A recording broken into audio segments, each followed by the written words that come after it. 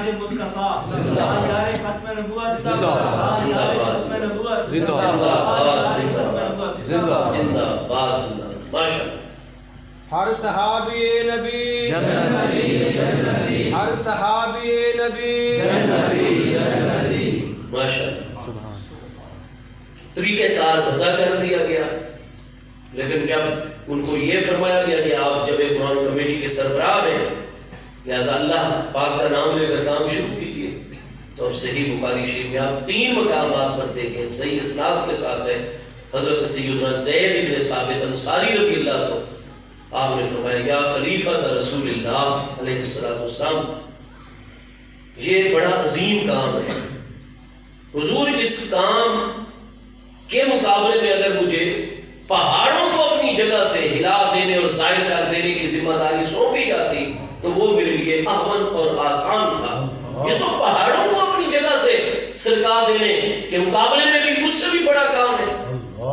حضور اتنی بڑی ذمہ داری جو آپ سب محبوب علیہ السلام کے پیارے صحاب نے مجھ پر ڈال دی ہے، میں اس وقت اس ذمہ داری کو قبول کروں گا جب میرا دل مطمئن ہوگا. تو حضور میرا ایک سوال ہے اس کے اوپر. حضرت جانشین مصطفیٰ کریم علیہ السلام سیدنا صدیق اکبر نے اجازت عطا فرمایا آپ کیجیے جو سوال آپ نے کرنا ہے. انہوں نے فرمایا حضور میرا ایک ہی سوال ہے، کیف تفعل شیئا لم یفعلہ رسول اللہ صلی اللہ علیہ وسلم، جو کام نبی پاک علیہ السلام نے نہیں کیا وہ کام آپ کیسے کر سکتے ہیں؟ نبی پاک علیہ السلام کو اس کام کی اہمیت کا علم ہے بخوبی، اور پھر آپ نے قرآن پاک نہیں ایک جلد کے اندر ایک کتاب کی صورت میں مدبر فرمایا صرف حافظ بنائے ہیں، اور جتنا جتنا جس کاتب کے پاس ہے اس کے پاس موجود. تو پھر جو کام نبی علیہ السلام نے نہیں کیا وہ آپ کام کیسے کر سکتے ہیں؟ حضرت صدیق اکبر رضی اللہ عنہ نے فرمایا کہ یہی سوال ان سب حاضرین کی موجودگی میں حضرت عمر نے جب مجھے مشورہ دیا میں نے بھی سیم یہی سوال ان پر کیا ہے. اور حضرت عمر رضی اللہ عنہ نے اے پیارے زید بن ثابت یہ دلیل دی ہے، یہ دلیل دی ہے، یہ دلیل دی ہے، یہ دلیل دی ہے. میں نے پورا غور و فکر کر لیا ہے، مجھے شرع صدر ہو گیا، اس لیے میں نے آپ کو حکم دیا ہے آپ بھی غور و فکر کریں. اب آگے دیکھیے بخاری شریف میں حضرت زید بن ثابت انصاری رضی اللہ عنہ ارشاد فرماتے ہیں جب حضرت عمر اور حضرت ابو بکر کی زبان سے میں نے یہ سارے دلائل سنے اور ان کا تجزیہ کیا تو حتی شرح اللہ صدری لما شرح اللہ صدر ابی بکر و عمر، جس اصول ضابطے اور کام کے لیے اللہ پاک نے شیخین کریمین کے مبارک سینے کو کھول دیا تھا اللہ نے مجھ زید بن ثابت کے سینے کو بھی کھول دیا. اب میں زید بن ثابت انصاری جو اتنے بڑے مجتہد مطلق عالم ہیں اور پیارے صحابی انصار میں سے وہ فرماتے ہیں کہ مجھے بھی پوری شرع صدر ہو گئی ہے کہ ایک کام نبی علیہ السلام نے نہ کیا ہو لیکن اس کام کی بعد میں ضرورت لاحق ہو جائے اور اس کام میں خیر ہی خیر ہو تو ہم وہ کام کر دیں گے. قرآن کا حکم ہے وفعلوا الخیر. تو الفاظ کیا ہیں بخاری شریف کے 3 مقامات پر سیدنا زید بن ثابت انصاری رضی اللہ عنہ کے حتی شرح اللہ صدری لما شرح اللہ صدر ابی بکر و عمر، جس کام کے لیے اور جس اصول کے لیے اللہ پاک نے حضرت ابو بکر و عمر رضی اللہ تعالی عنہما کا سینہ کھول دیا تھا ان کو شرع صدر عطا فرما دی تھی، مجھ زید بن ثابت انصاری کو بھی اس کام اور اس اصول کے لیے اللہ نے پوری شرع صدر عطا فرما دی ہے. اب پوری شرع صدر کے ساتھ اس مسئلے میں اس اصول میں میرا مذہب بھی وہی ہے جو شیخین کریمین حضرت ابو بکر و عمر رضی اللہ عنہ کا ہے. چنانچہ جمع قرآن کمیٹی نے اپنا کام شروع کر دیا اور حضرت صدیق اکبر رضی اللہ عنہ کے وصال دسویں کتنے مہینے پہلے قرآن پاک کتاب کی صورت میں مرتب اور ایک جگہ مدبر ہو کر امت کو پیش کر دیا. اب وہ مدینہ طیبہ ہے جہاں سب کے سب محبوب کریم علیہ السلام کی تربیت یافتہ ہستی ہیں. سیدنا صدیق اکبر رضی اللہ عنہ کا وصال 10 پیر کی دوپہر 22 جمادی ثانی سن 13 ہجری ہے اور سن 13 ہجری تک آپ دیکھ لیجئے کہ مہاجرین و انصار میں کتنی بڑی اکابر اہل علم ہستیاں اور حضرات ساداتنا امہات المومنین رضی اللہ تعالی عنہن اجمعین میں حضور ام المومنین سیدتنا عائشہ صدیقہ رضی اللہ تعالی عنہا کہ آپ کا وصال 17 رمضان المبارک سن 50 8 58 ہجری میں مدینہ طیبہ میں اور آپ کے مسائل کے اندر حضرت حضرت صدیق اکبر، سیدنا فاروق اعظم، سیدنا عثمان ذو النورین، حضور مولا کائنات اور بعد والی کتنی اہل علم ہستیوں کے ساتھ آپ کے علمی مذاکرات بھی ہیں، مناقشات بھی ہیں. آپ جو بھی رائے رکھتی تھیں آپ فوراً اس رائے کا اظہار فرما دیتی دلیل کے ساتھ. جس مسئلے میں اختلاف لاحق ہوتا آپ اختلاف کا اظہار فرما دیتی. لیکن آپ جمع قرآن اور تدوین قرآن کے حوالے سے تمام کے تمام مہاجرین و انصار صحابہ کرام رضوان اللہ تعالیٰ اجمعین کو اس اصول کے اوپر متفق پاتے ہیں. گویا کہ کئی ہستیوں کا اجماع قولی اور باقی تمام کے تمام مسلم معاشرے کا اجماع ثبوتی منعقد ہو گیا کہ جو کام نبی علیہ السلام نے نہ کیا ہو لیکن بعد والوں کو اس کام کے کرنے کی ضرورت لاحق ہو جائے تو بعد والے اہل علم و دانش دیکھیں گے کہ اس کام میں اگر شر ہے تو اس کام کو نہیں کریں گے، اگر خیر ہوگا تو پھر قرآن کے حکم پر وفعلوا الخیر، خیر والا ہر کام کرتے چلے جائیں گے. یہ کوئی بدعت سیئہ نہیں ہوگی، نہ کوئی دین میں اضافہ ہوگا.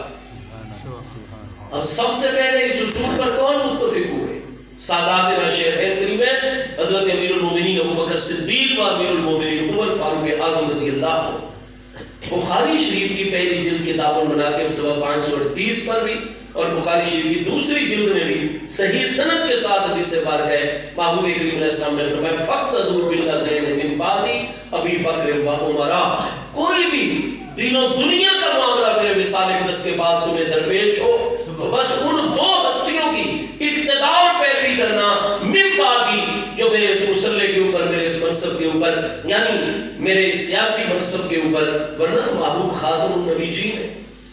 محبوب کریم علیہ السلام کے علاوہ جتنے رسولان اعظام انبیاء کرام علیہ السلام ہیں وہ سب کے سب عالم دنیا میں محبوب کی تشریف آوری سے پہلے تشریف لا چکے ہیں. ولیکن رسول اللہ و خاتم النبیین. تو محبوب کریم علیہ السلام نے فرمایا میرے بعد دین و دنیا کے ہر معاملے میں فقتدوا بالذین من بعدی ابی بکر و عمر. میرے بعد اس منصب پر جمع گر ہونے والی ہستیاں حضرت ابو بکر اور حضرت عمر رضی اللہ عنہ کی اقتداء اور پیروی کرنا. جس اصول کے اوپر اہل ایمان ایک دور کے، اور وہ اصول جو میں نے عرض کیا اس کے اوپر کون کوئی بعد والے اہل علم نہیں، امت کے دور صحابہ کرام، دور خلافت راشدہ کے اندر جو ہے، اور دور خلافت راشدہ میں بھی جو سب سے پہلا دور اولا ہے، سب سے پہلا دور حضرت صدیق اکبر کا دور خلافت مقدسہ، اس کے اوپر تمام پیارے اہل بیت اطہار رضوان اللہ تعالی علیہم اجمعین کی نورانی ہستیاں، تمام مہاجرین و انصار صحابہ کرام اور امہات المومنین رضی اللہ تعالی عنہم و عنہن اجمعین کی مبارک ہستیاں اجماع کر گئے، متفق ہو گئے. اور جس مسئلے کے اوپر ایک طبقے کے اہل ایمان متفق ہو جائیں، قرآن پاک کے 5ویں پارے سورہ نساء آیت نمبر 115 میں اللہ پاک ارشاد گرامی ہے من یشاقق الرسول من بعد ما تبین له الهدى ویتبع غیر سبیل المؤمنین نولیہ ما تولی ونصلہ جہنم وساءت مصیرا. اللہ پاک فرماتا ہے من یشاقق الرسول، رسول پر الف لام عہد کا ہے، معہود محبوب کریم علیہ السلام کی ذات بابرکات ہے. اللہ پاک فرماتا ہے میرے پیارے مصطفیٰ کریم علیہ السلام جو میرے برحق آخری رسول علیہ السلام ہے، جو شخص بھی میرے پیارے رسول علیہ السلام کی مخالفت کرے گا من بعد ما تبین له الهدى، باوجود کہ ہدایت اس کے لیے واضح ہو چکی ہے، ہدایت کے واضح ہو جانے کے باوجود جو میرے پیارے رسول علیہ السلام کی مخالفت کرے گا، وَيَتَّبِعْ غَيْرَ سَبِيلِ الْمُؤْمِنِينَ، اور جو مومنین کا راستہ ہے، مومنین ایک راستے کے اوپر متفق ہو چکے، ایک مسئلے اور اصول پر متفق ہو چکے. اب جو مومنین کے اس متفق علیہ راستے کو چھوڑ کر چلے گا نولیہ ما تولی، ہم اسے کبھی اپنی بارگاہ کا قرب نہیں عطا فرمائیں گے. وہ جدھر منہ اٹھا کر جا رہے ہیں ہم اس کو ادھر ہی جانے دیں گے، اپنی بارگاہ میں نہیں آنے دیں گے. وہ جدھر گھومتا ہے اس کو ادھر ہی گھومنے دیں گے، اپنا قرب نہیں عطا فرمائیں گے. اللہ پاک فرماتے ہیں میری بارگاہ ناز کے اندر، میرے حریم ناز میں اس کو رسائی ہو سکتی ہے جو میرے پیارے محبوب علیہ السلام کی مخالفت بھی نہ کرے. اور مومنین جس راستے کے اوپر متفق ہو کر چل رہے ہو، مومنین کے راستے سے جدا بھی نہ ہو. یہ آج کل کئی ہمارے بلاگرز، کہ اصل مسئلہ تو معاشی ہے، جتنے آپ بلاگ کرتے جائیں وہ تحقیقی ہو، غیر تحقیقی ہو. اور آج کل ہماری قوم کا مزاج بن کے یہ 5ویں نسل کی دوغلی ابلاغی جنگ کے بعد انتشار افطرا کی افطرا، جو بندہ جتنا اپنے بلاغ میں دوسروں کو زیادہ نشانہ بنائے، ٹارگٹ کرے، اخلاقیات سے گرے ہوئے لفظ بولے، جتنی گالی گلوچ کرے، جتنی کسی کی پگڑی اتارے اور اچھالے، اس کو اتنا لائک کیا جاتا ہے، یومیہ لاکھوں روپے جناب اکاؤنٹ میں آنے لگ جاتے ہیں، ٹھیک ہے جی، اور دین کے نام پر یہ سارا کچھ ہو رہا ہے۔ اور ہمیں افسوس ہے اپنی انتظامیہ سے پورے ملک کے اندر کوئی ایک مستند کسی جماعت کا، کسی مکتبہ فکر کا عالم اگر تھوڑی سی غیر محتاط رویہ اس سے ہو جائے کہیں جوش میں آ کر، تو فوراً 16 MP کا قانون بھی حرکت میں آ جاتا ہے، اس علاقے کے ہمارے محترم ایسے جو صاحب فوراً گرفت کر لیتے ہیں۔ لیکن یہ بلاگر حضرات ان کو جو کھلی چھٹی ہے، حالانکہ کئی معاملات میں سائبر کرائم کے حوالے سے قانون سازی ہو چکی ہے،